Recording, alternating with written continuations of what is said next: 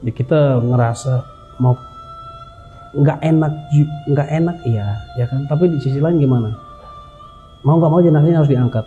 Nah, jadi waktu kita ada kain putih. Nah kain putih itu posisi dia harus ada di bawah, terus kita bungkus gini baru bisa ngangkat dong. Jadi saya miringin badan si opa begini, pas saya miringin, plak. Hai, gue Shirley. Selamat datang di Tabu, cerita berhantu.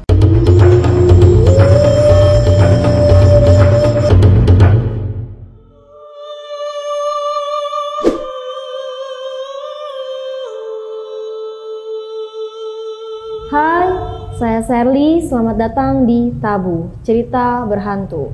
Pada kesempatan kali ini kita kedatangan narasumber yang akan bercerita di program Tabu ini. Selamat malam Kakak Uno. Selamat malam. Gimana kabarnya? Alhamdulillah sehat. Ya, boleh Kakak Uno memperkenalkan diri? Oke, selamat malam teman-teman. Saya Uno. Saya berasal dari Pulau Flores, Nusa Tenggara Timur. Ya, Kakak Uno ini akan bercerita mengenai pengalaman atau ya beberapa kisah yang Kakak Uno ini miliki ya? Ya, betul. Boleh langsung diceritakan Kakak Uno? Oke, jadi di sini saya menceritakan tentang pengalaman saya waktu saya bekerja di pelayanan kedukaan di salah satu rumah duka yang ada di daerah Tangerang. Jadi saya mulai bekerja di rumah duka itu maksudnya akhir tahun 2012. Di awal bulan tanggal 1 Desember 2012. Nah, jadi situ sebenarnya awal saya bekerja di situ sih kejebak. Karena saya adalah termasuk orang yang paling takut dengan dalam tanda kutip dunia seperti itulah, pelayanan kedukaan, apalagi ketemu yang namanya jenazah. Singkat cerita saya ngelamar di situ. Dan saya dikasih tahu bahwa tugas saya adalah memandikan dan merapihkan jenazah, ya kan? Jadi kita orang awam dan dihadapkan dengan situasi seperti itu, jujur waktu itu saya benar-benar takut dan sempat memilih untuk mundur.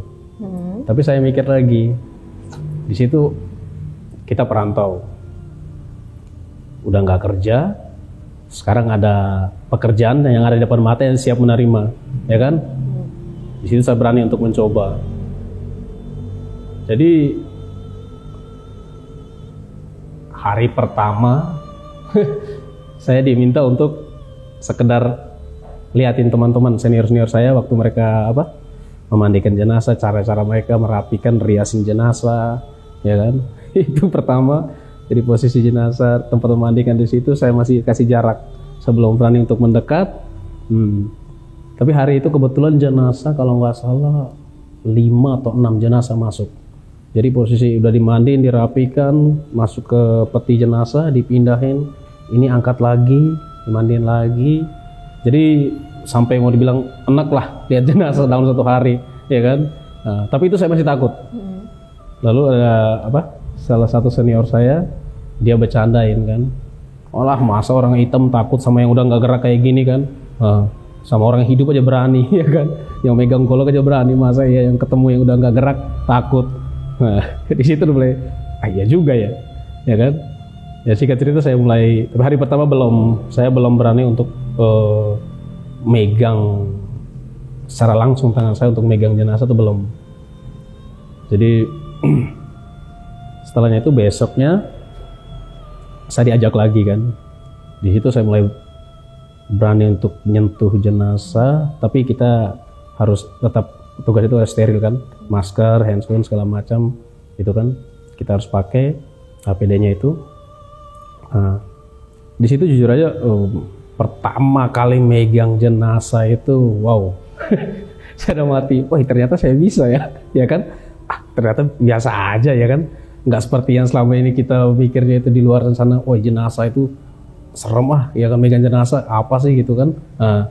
Tapi ternyata biasa aja ya kan. Ya mungkin untuk awal sih kurang lebihnya seperti itu sih. Masih nggak ada kejadian yang aneh-aneh ya Untuk awal belum. awal belum. Terus habis itu kakak sempet ngerasain hal-hal yang aneh nggak? Misalnya beberapa bulan kerja di situ atau setelah beberapa tahun di situ? Oh iya. Kalau untuk ngerasain sih, saya sih untungnya saya ya. Saya bisa bilang itu untuk keuntungan bagi saya. Karena saya ingat persis tanggal 1 Desember 2012 saya masuk kerja. Terus 5 hari setelahnya itu kita ada jenazah mau dikirim ke daerah Boyolali. Boyolali. Dan kebetulan waktu itu senior-senior saya itu semua pada kecapean dan nggak bisa nemanin sopir ambulan. Karena kita ngantar jenazah itu harus sopir ambulan, harus ada kru salah satu untuk nemanin, ya kan? Jadi saya memberanikan diri, minta ke atasan, karena senior nggak ada yang bisa, saya siap untuk temanin sopir. Nah di situ atasan saya bilang, kamu masih baru, ya kan? Kamu nemanin sopir ini, sopir ya dia di depan. Toh kalau ada keluarga yang ikut, keluarga duduk di depan, kamu di belakang sama jenazah. Perjalanan dari sini ke sana itu berangkat malam, nyampe di sana siang. Nah, karena waktu itu tolnya kan belum ini kan, jadi kita masih lewat jalan ini. Udah, jadi saya iyain, saya jalan. Kita perjalanan dari sini sampai sana, kita berangkat jam 10 malam, nyampe di sana itu setengah 12 siang. Jadi sampai di sana kita istirahat setengah jam, jam 12 setelah apa? Jam 12 lebih lah kita pamit ke keluarga, kita pulang. Tepat jam 3 sore kita nyampe di daerah Alas Roban. Oh iya. Nah di Alas Roban itu tiba-tiba mobil ini agak keganggu kan, pas kita pinggirin ngecek ternyata pambelnya putus, dan itu mau nggak mau kita nginap. Nah kejadiannya itu yang saya bilang beruntung itu kenapa? Karena saya saya penasaran orangnya, ya kan? Kata orang kerja dunia begini pastilah ada aja suatu kejadian nanti ini kan. Nah malam itu saya memberanikan diri bahwa saya harus tidur di ambulan. Sopir dia tidur di bagian depan. Kebetulan ambulan kita itu antara sopir dan ruang untuk belakang ini ada penyekat kaca. Iya. Dia tidur di depan, saya tidur di belakang. Saya beranikan diri, ya kan, karena udah ngantuk kayak Allah, bodo amat. Udah di posisi tengah jalan, tidur. Saya tidur nyenyak banget, itu nggak tahu apa-apa. Bangun pagi, jadi dekat ambulan kita ini ada warung. Nah si ibu ini pas saya bangun jam 5:30, si ibu bilang, Mas, kok baru tidur udah bangun? Lah, kok baru tidur udah bangun, ya kan? Terus bilang, maksudnya gimana bu, ya kan? Lah abang tadi kan baru ini kan, baru tidur. Oh, emang kenapa bu? Ya semalam abang bukannya tidur, malah saya lihat abang tuh mondar-mandir keliling ambulan, ya kan? Depan belakang. Tapi kok saya heran aja, saya pikirnya sopir soalnya agak tua gitu kan. Saya cewek apa cowok bu? Cowok, ya kan? Aduh. Jadi si ibu ini jadi kita ambulan parkir pinggir jalan, dia ngelihat ada satu bapak-bapak, jadi bentar-bentar berdiri di depan ambulan, ya kan, terus pindah ke belakang, terus muter, ya kan, cuma nggak ngomong, dia mungkin kenal sendiri, jadi si ibu mikir dia sendiri kan, ya kan, temannya lagi tidur, ya udahlah, ya kan, si ibu masih berpikir positif itu, nggak mikir yang aneh-aneh. Jadi si ibu tuh ngelihat semua. Nah si ibu pas sholat subuh, si ibu sholat, nah setelah sholat ibu keluar udah nggak ada tuh. Nah ya si ibu mikir si bapak mungkin udah tidur. Saya nanya ke sopir kan, Pak semalam nggak tidur? Tidur lah, kan kita berdua masuk ambulan bareng. Waduh bener ini ya kan. Ya di situ poin pertama yang saya ambil di situ bahwa apa? Mungkin almarhum mau mengucapkan terima kasih ke kita, ya kan, karena kita udah ngurusin dia, kita ngantar dia jauh-jauh, kita pulang dan mobil mogok, ya kan, mungkin dia hanya pengen nemanin kita, jagain kita, karena di dalam ambulan waktu itu sangat persis, jadi keluarga pembayarannya secara cash, jadi ambulan itu ada mungkin sekitar 12-13 juta lah ya kan? Ya mungkin si bapak pengen jagain kita di situ. Jadi kita pulang, ya kejadian pertama saya di situ sih. Masih ada beberapa kejadian lagi sih sebenarnya, ya kan? Dan itu berarti yang pertama kali ngerasain hal yang aneh. Tapi yang gitu. Kakak Unonya nggak ngelihat secara langsung. Nggak kan? ngelihat secara langsung. Kalau boleh tahu Kakak Uno udah lama kan pasti kerja di situ ya? Saya 5 tahun. Nah, selama 5 tahun ini ada nggak sih yang bener-bener paling serem banget? Serem banget. Entah itu ngikut ke rumah. Kalau serem banget sih kalau buat saya itu pernah satu kejadian waktu lagi saya mandiin jenazah jam 2 pagi. Ya. Jam 2 pagi selesai itu jam 3-an. Jadi saya bawa motor, dan motor saya ini bagian belakang pedal injak itu, untuk injak bagian belakang itu masih bagus. Jadi kalau dinaikin nggak mungkin dia turun dengan sendirinya, ya kan? Jadi pas saya keluar depan gerbang security-nya ini, pas security buka pintu, pas saya mau keluar serentak dua-duanya turun, pek. Nah, seketika motor berat. Memang saya yakin banget bahwa ini ada yang ikut, ya kan? Saya yakin. Security juga dibilang, ayo lu, ya kan? Diikutin. Saya cuma lihat ke arah belakang, saya cuma bilang, Cici, kalau mau temanin saya, ayo temani saya sampai kosan, ya kan? Setelah itu Cici pulang. Nah, selama perjalanan dari tempat kerja sampai ke kosan saya itu, yang saya heran itu motor bagus, tapi berat, terus entah yang motor kendaraan dari belakang liatin semua ke saya, terus yang dari depan juga pada liatin. Sampai, waduh, ini ada apa ya? Mungkin mereka ngelihat, tapi saya sendiri pun nggak bisa, saya nggak ngelihat. Jadi selama perjalanan sampai kosan itu benar-benar semua orang pada liatin itu kan. Terus sampai kosan saya parkir motor. Saya tuh lupa karena waktu sebelum keluar kan saya bilang, Cici ikut saya, tapi nanti kalau sampai kosan Cici pulang. Nah, sampai kosan itu saya nggak sempat ngomong Cici pulang. Saya masuk dengan posisi seragam kerja saya masih dengan aroma jenazah, dengan kecapean, nggak cuci muka segala macam. Saya langsung tidur. Jadi kosan saya itu ada rak sepatu, ya rak sepatu setinggi apa sih, ya kan? Pendek gitu kan, cuma 2 rak. Saya taruh helm di atasnya. Saya baru merem bentar doang. Tiba-tiba helm itu jatuh. Jatuhnya itu kita ngerasanya itu kayak jatuh dari atas, dari ketinggian lah pokoknya. Itu jatuh bener-bener prang. Itu sampai teman-teman di kontrakan semua tuh pada kaget. Nah, yang satu kamar sama saya dia bangun langsung lari. Nah, yang kamar sebelah pada bangun, pada kaget semua kan. Bunyi apa? Nah, dikasih tahu kan, helm jatuh. Helm jatuh bunyinya segitu amat. Ya saya tuh posisi tidur. Nah, saya kaget bangun, saya lihat helm. Kenapa nih helm? Ya kan? Waduh. Nah, jadi saya baru ingat ternyata saya tuh mungkin pulang karena kecapean langsung tidur, ya kan, nggak ganti, nggak cuci muka dulu. Jadi kemungkinan besar, ya kan, dia ngikut sampai di situ, ya kan. Terus kalau untuk yang itu pernah lagi satu kejadian, saya orangnya termasuk sama jenazah itu gimana ya? Hampir semua pengurus jenazah itu di kedukaan itu kita menghilangkan rasa takut kita tuh dengan jahil atau apa segala macam. Tapi kita suka lah kayak sering barang-barang milik jenazah itu kadang kita pernah bawa. Dan saya pernah bawa satu boneka punya almarhum.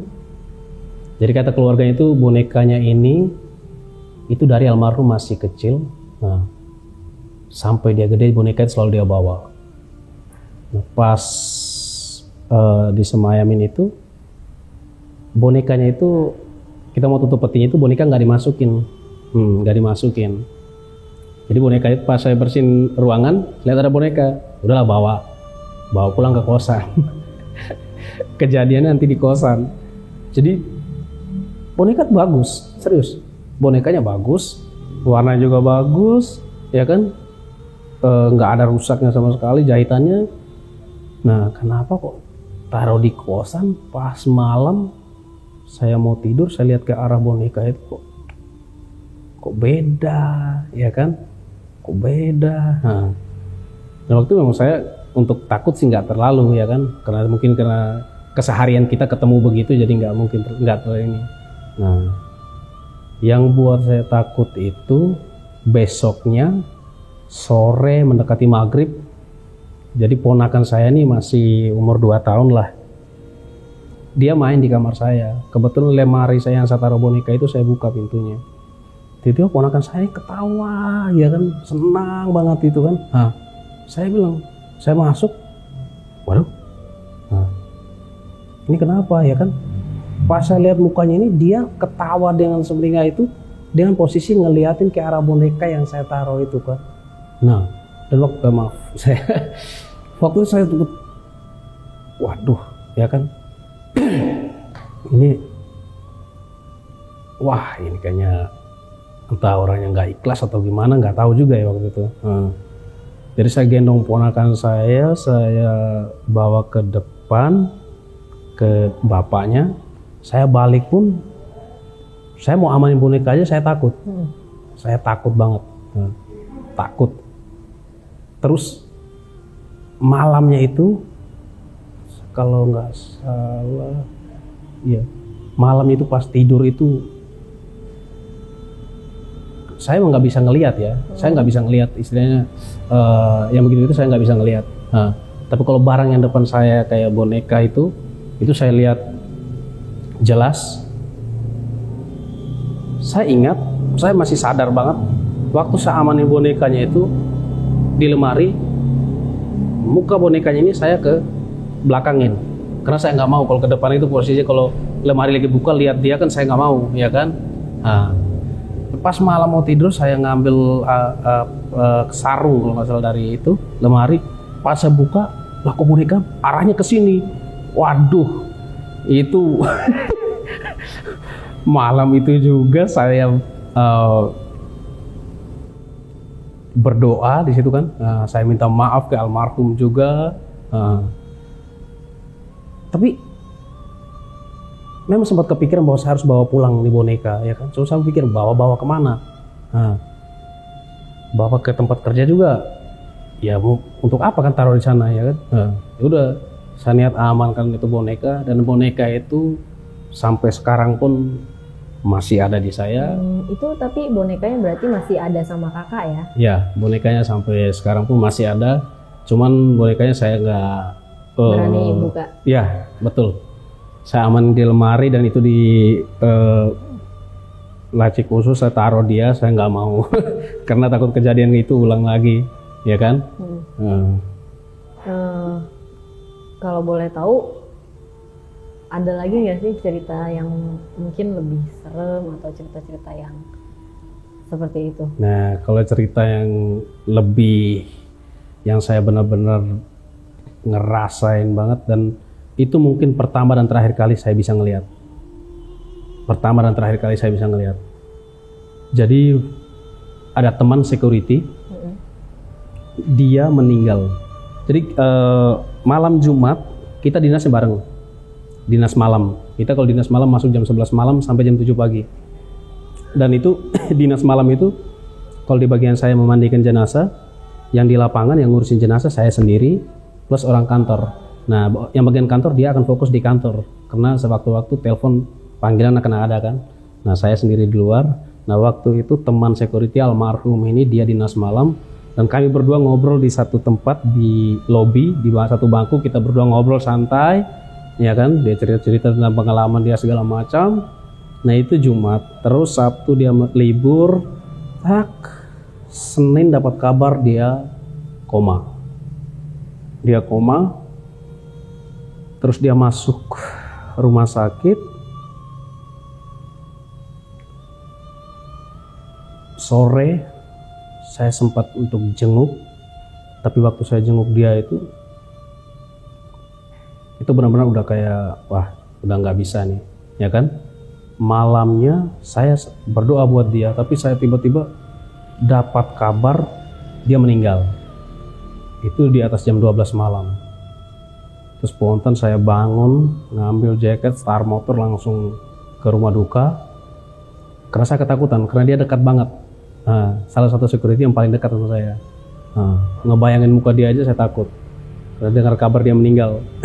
Nah, singkat cerita, setelah dia dimakamin, nah kejadiannya itu di malam Jumat berikutnya. Malam Jumat berikut saya dinas malam, saya ingat minggu kemarin sebelum almarhum meninggal tuh saya sama dia ngobrol di sini. Terus orang kantor dia nyobain saya kan. Dia bilang, "Uno, nanti tolong jaga dulu ya. Saya mau ke depan beli rokok." "Oh ya silakan Pak. 10 menit kok saya balik." Dia keluar dan waktu itu saya ingat persis jenazah benar-benar kosong sama sekali, nggak ada semaian sama sekali. Jadi benar-benar itu dengan tempat yang sehari-harinya ada jenazah, tapi tiba-tiba kosong plong, hanya saya sendiri di situ. Dan saat bersamaan saya ingat almarhum yang minggu kemarin duduk di tempat yang sama. Itu nunggu 10 menit, orang kantor nggak pulang-pulang. Nunggu setengah jam, sampai hampir sejam dia nggak pulang-pulang. Jadi saya duduk, udah konsentrasi saya udah mulai ngaco, tapi dalam hati saya berusaha untuk doa untuk ini. Jadi di security kan semua lah, security pasti dia ada jam-jam tertentu dia muter, dia untuk ngecek segala macam.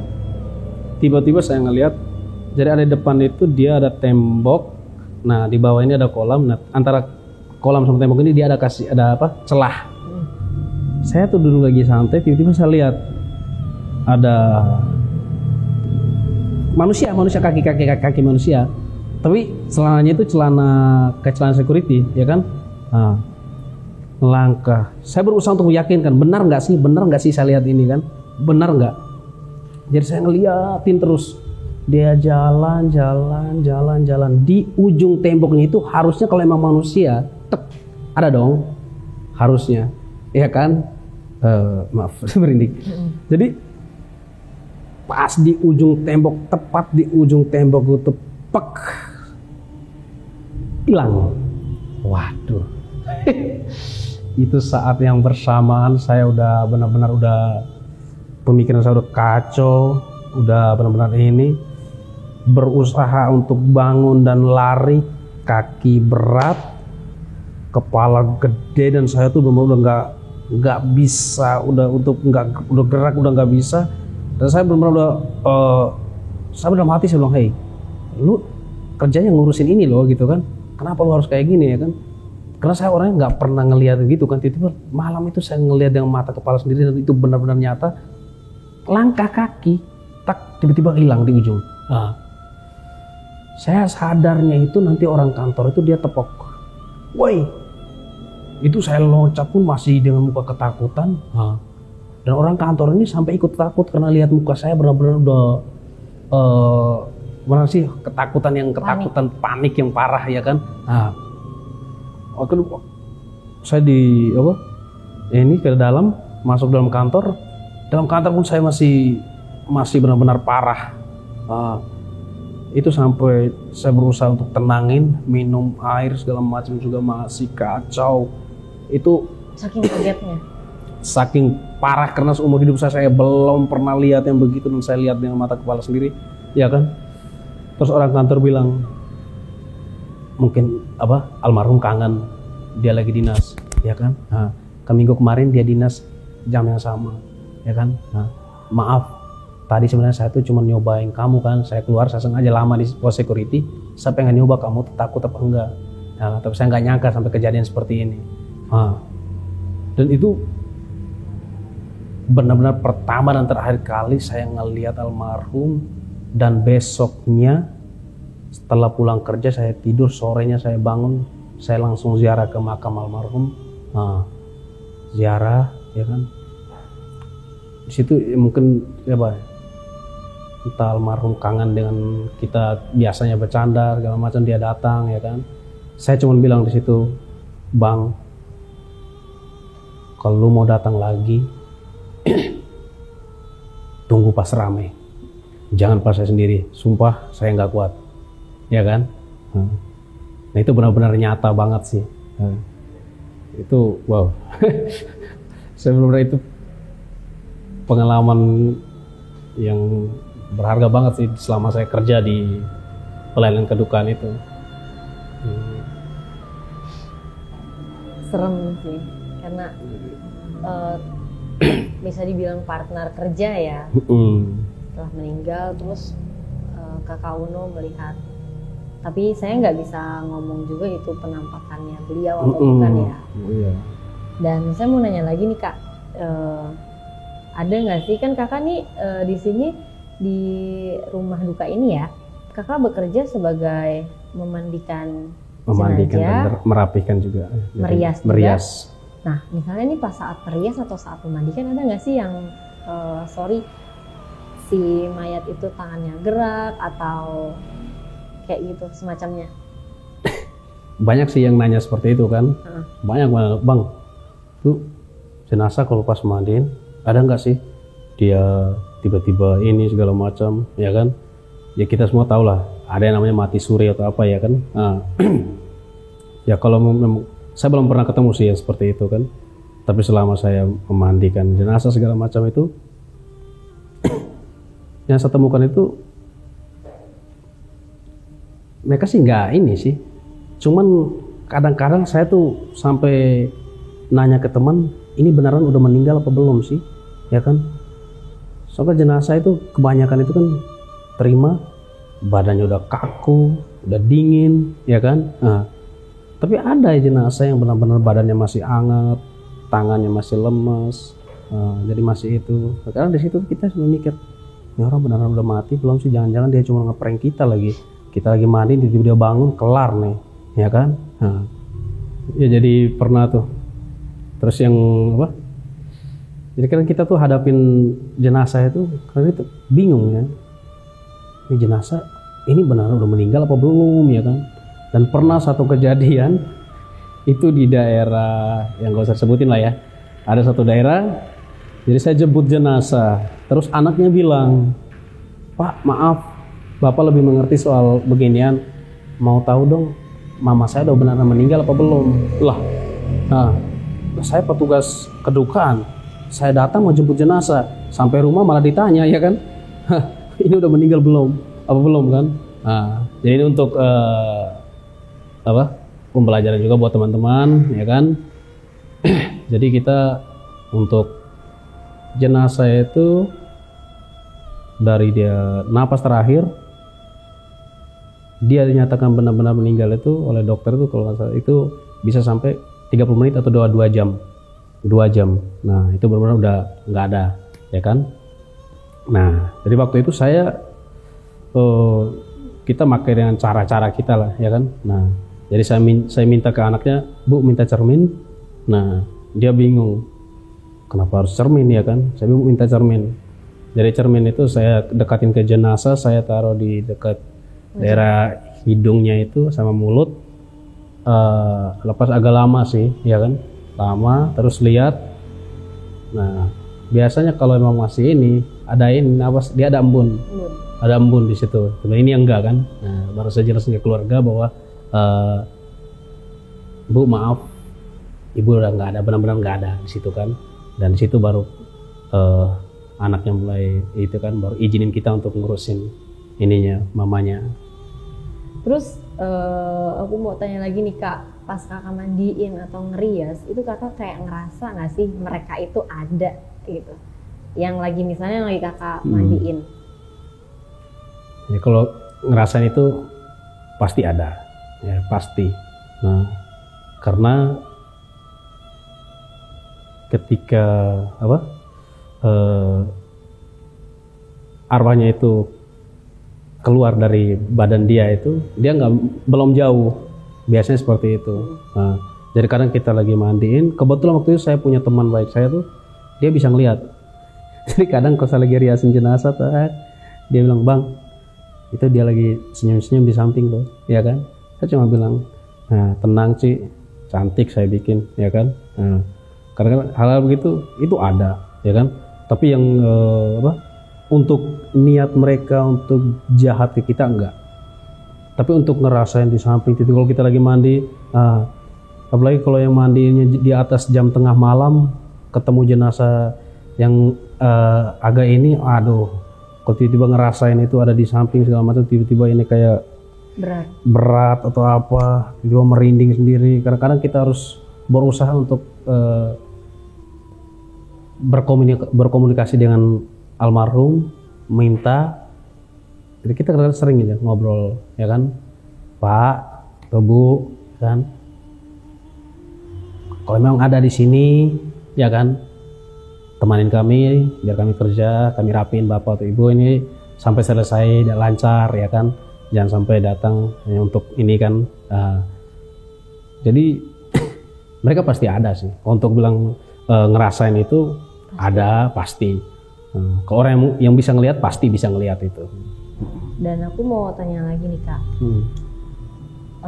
saat Kakak kerja di situ, jenazah yang kondisinya seperti apa sih yang mungkin sering pernah ketemu gitu? Kalau untuk misalnya yang paling ekstrim atau yang paling ekstrim ada, ya kan? Jadi untuk saya sendiri sih kondisi jenazah yang seperti apapun saya udah pernah ngurusin semua. Dari yang meninggalnya bagus, yang penyakitan, yang kecelakaan, yang dibunuh, yang gantung diri, yang meninggal berhari-hari nggak ketahuan. Nah, itu udah lewatin semua, ya kan? Yang paling jenazah yang menurut saya itu paling serem itu ada dua sih sebenarnya. Yang pertama itu bapak-bapak meninggalnya itu udah 4 hari dan nggak ketahuan itu. Karena dia tinggal sendiri di rumah, itu tunggu-tunggu itu nanti pas tetangga cium ada, kok si opa nggak pernah keluar, kok ini aromanya nggak enak. Nah, pas mereka dekat ke rumah lihat lalat itu udah banyak diventilasi, karena benar-benar pintu rapat banget, ventilasi doang. Nah, ventilasi pintu jendela itu. Nah, di situ mereka panggil security datang. Security pas lihat security malah pingsan, terus manggil polisi, terus kita ditelepon nyampe lokasi. Saya sih mikirnya yang meninggal ini mungkin dari kepolisian atau apa, karena ada mobil polisi banyak di sekitar situ. Ternyata ini jenazahnya meninggal udah 4 atau 5 hari. Dan kondisi jenazah kalau udah meninggal sampai berhari-hari seperti itu dan nggak ketahuan, itu benar-benar serem. Karena saya masuk itu posisi jenazah itu dia lagi tiduran di kursi santai itu, yang kursi goyang itu. Nah, benar, kursi goyang itu. Posisi si bapaknya itu badannya gemuk, terus dia masih pakai kacamata, tangannya masih megang remote, dan dia meninggal udah berapa hari. Jadi saya datang itu posisi jenazahnya itu matanya udah mau jatuh, telinganya ini udah mau habis karena meleleh, karena udah meleleh semua, udah ini banget. Nah, saya coba megang tangan kanannya itu untuk ngambil remote, pas saya tarik remote, daging sebagian sama belatung, nah sama itu ikut ke remote-nya. Dan itu aromanya, aromanya mantap. Itu benar-benar baunya itu dia nempel ke badan kita, benar-benar baunya udah nggak karuan. Dan itu kita sempat bingung gimana cara kita mengangkat jenazahnya, karena megang tangannya di sini buat ini, dagingnya copot, ya kan, jadi serba bingung. Ini harus diapain. Nah, akhirnya saya minta izin lagi-lagi, kita harus selalu untuk minta izin, koordinasi dengan keluarga, kita minta izin, ibu maaf, kita harus ngangkat badan si opa, tapi maaf karena kondisi seperti ini kemungkinan besar dagingnya akan ada yang jatuh, atau mungkin ada tulangnya mungkin yang lepas, ya kan, karena udah tua, tulang keropos segala macam. Dan keluarga mengiyakan nggak apa-apa, mengizinkan. Akhirnya kita lakukan tugas. Jadi kita ngangkat jenazahnya itu benar-benar ya kita ngerasa mau nggak enak iya, ya kan. Tapi di sisi lain gimana? Mau nggak mau jenazahnya harus diangkat. Nah, jadi waktu saya kita ada kain putih itu, kain putih. Nah kain putih itu posisi dia harus ada di bawah, terus kita bungkus gini baru bisa ngangkat dong. Jadi saya miringin badan si opal begini, pas saya miringin, plak, daging bagian sini tuh udah plak, turun semua, dan itu, waduh, nah benar-benar parah. Jadi pas kita miring gini, pas kepalanya ke sini, ini juga udah benar-benar rusak, mukanya udah benar-benar karena kita ini demi mengangkat almarhum, nah itu mukanya rusak, ya kan. Jadi kita ngangkat, bawa ambulan sampai di tempat kerja, nah itu jenazah langsung dikremasikan. Terus kalau yang kedua itu saya jemput jenazah di salah satu rumah sakit di daerah Jakarta. Jadi jenazah ini jenazah cewek, dia dibunuh. Ya dia dibunuh, terus jenazah itu dibungkusin kain apalah itu kan, terus dimasukin ke bagasi mobil. Nah terus mobil itu mereka parkir di salah satu tempat di Jakarta. Per hari-hari 2-3 hari security itu mencurigai kenapa mobil ini kok nggak pergi-pergi. Nah setelah mereka cek nomor polisi ini, mobil ini belum pernah parkir di sini. Kalau mobil pelanggan di sini kan oke lah, atau yang punya usaha di sini, tapi ini mobil baru. Nah, hari keempat atau kelima di situ mulai itu lihat, kok ini ada cairan-cairan terus lalat pada kerumunin mobil itu kan. Nah di situ mereka curiga kayaknya nggak bener. Dipanggil lah polisi, diangkat jenazah itu, bawa ke sana otopsi. Nah, kita datang jemput. Jadi saya nih mikirnya jemput jenazah yang ini aja. Jadi pas masuk nanya, Pak mana jenazahnya? Pas ditunjukin, waduh, bener-bener udah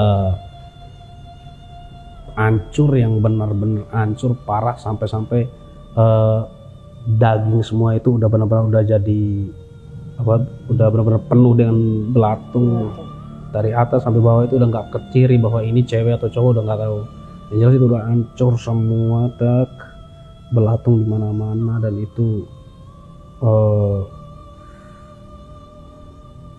mana ya, sampai saya pun nanya, ini jenazah cewek apa cowok, ya kan? Benar nggak ini jenazah yang saya jemput? Benar Pak, ya kan? Lihat, itu benar-benar kondisinya udah benar-benar serem banget, parah. Karena posisi dari benar-benar rambut aja yang masih utuh, tapi itu pun udah ketutupan sama daging dan cairan. Jadi udah benar-benar sampai tulang pun itu kelihatan, ya kan. Nah, terus belatung itu udah di mana-mana. Aduh, ketemu jenazah seperti itu sih, ya buat kami yang ngurusin ini oke lah, ya kan. Tapi kalau untuk orang-orang luar sana, ya kan, banyak yang sering nanya karena saya cerita juga, ya kan. Mereka kadang-kadang mikir, emang nggak takut, ya kan, ketemu begitu. Saya bilang semua, kalau kamu mau biar nggak takut, ayo kerja seperti ini, ya kan. Semua orang tuh pasti atas takut lah, tapi kalau begini terjun, ayo, terbiasa ntar. Jadi kayak itu jenazah yang kondisi jenazah. Terus kalau kondisi jenazah yang pembunuhan berikutnya mutilasi ada pernah. Oh, pernah yang mutilasi. Mutilasi itu pernah, ya kan. Cuma karena almarhumnya itu beragama Islam, ya kan. Jadi saya nih mandiinnya yang non Muslim ya. Nah, kalau yang Muslim kita biasanya pelayanan juga, tapi kita biasanya ke masjid yang terdekat atau ke masjid tempat almarhum, dimandiin di situ, kita pelayan di ambulan aja. Nah, jadi karena jenazah waktu itu karena dia Islam, ya kan, biasa cuma bantu untuk mengangkat jenazahnya, ya kan. Ada beberapa potongan yang kita harus bantu untuk dekatin ke badan dia yang masih itu, kita bantu. Tapi karena udah mutilasi dan berhari-hari, ya kondisinya juga lumayan, ya kan. Jadi kondisinya benar-benar udah waktu itu sih saya nggak berpikir bahwa jenazah ini kondisinya seram, nggak. Saya kasihan, ya kan. Kenapa dia harus meninggal dengan cara seperti itu, ya kan? Tapi ya, jadi kakinya udah kemana, ya kan? Terpisah. Bisa, udah kena dimutilasi. Jadi kita harus ngangkat badannya dulu, ngangkat kakinya, ngangkat ininya, ya kan? Semua begitu. Ya untuk kondisi-kondisi jenazah sih banyak sih, hampir semua.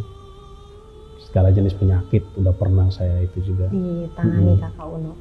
Tapi aku mau tanya nih Kak, tadi terbesit aja gitu penasaran. Tadi kan Kakak cerita yang jenazah yang bisa dibilang mengerikan, yang si opah tadi ya. Memang gini, memang ketika jenazah itu mungkin beberapa hari atau 5 hari tidak ditemukan, memang akan seperti itu kondisinya. Karena ini bagi saya awam ya. Oke, ya. Mungkin untuk informasi teman-teman juga. Jadi untuk jenazah itu sendiri, kenapa kalau teman-teman yang Muslim di bawah 24 jam udah dimakamin kan? Nah, tapi kalau di kami non Muslim, itu sampai dengan 2-3 hari jenazah masih awet. Itu kenapa? Karena dikasih formalin, cairan formalin. Dan jenazah tanpa dikasih cairan formalin, di atas 24 jam dia mulai pembusukan.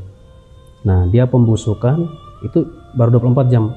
Itu mulai pembusukan, mulai aroma nggak enak. Nah, ditambah 24 jam berikutnya lagi. Nah, dengan begitu dia akan berbusuk. Entah dia membusuk dengan sendirinya, apalagi entah dengan binatang apa yang sekitar kita, lalat atau apa datang ini kan. Nah, itu mempercepat untuk pembusukannya. Tapi jenazah di atas 24 jam kalau belum nggak dikasih formalin pasti membusuk, dan itu pasti. Oh ya Kak Uno, mungkin ada pesan-pesan untuk teman-teman yang bisa disampaikan, pesan-pesan saat Kakak Uno bekerja di tempat rumah duka itu. Oke, buat teman-teman semua, jadi pesan saya bahwa jenazah itu bukanlah sesuatu yang untuk kita benar-benar takutin, itu bukan. Tapi jenazah, mereka butuh kita yang hidup untuk membantu mereka, merapikan mereka di hari terakhir mereka, ya kan? Karena kita pun nanti akan seperti itu. Bayangin kalau kita semua orangnya mempunyai rasa takut terhadap jenazah, di saat kita meninggal siapa yang ngurusin, ya kan? Dan bicara rasa takut, semua orang pasti punya rasa takut. Sekuat apapun orang itu pasti dia punya rasa takut, ya kan? Pesan saya sih untuk melawan rasa takut jenazah itu adalah apa? Melayani dia dengan hati, gitu sih. Dan berdoa. Ya, tetap itu harus pasti bawa dalam doa buat mereka, ya kan? Karena mereka juga pasti akan jaga kita, walaupun kita nggak ada yang nggak bisa lihat atau apa, pasti mereka akan jagain kita kok. Dan akan berterima kasih juga sama kita yang membantu benar peristirahatannya. Iya, di hari-hari terakhirnya. Iya. Betul. Kakak Uno, terima kasih banyak sudah mau mampir di Tabu. Sama-sama. Ya. Ceritanya sangat menarik. Dan untuk teman-teman semua viewers yang punya cerita atau ingin menjadi narasumber di Tabu, boleh langsung menghubungi tim kami, tim Rekam Media di Instagram @tabu_cerita_berhantu atau di Instagram pribadi saya @serly_elustre. Dan saya Sherly pamit undur diri, sampai jumpa di tabu berikutnya.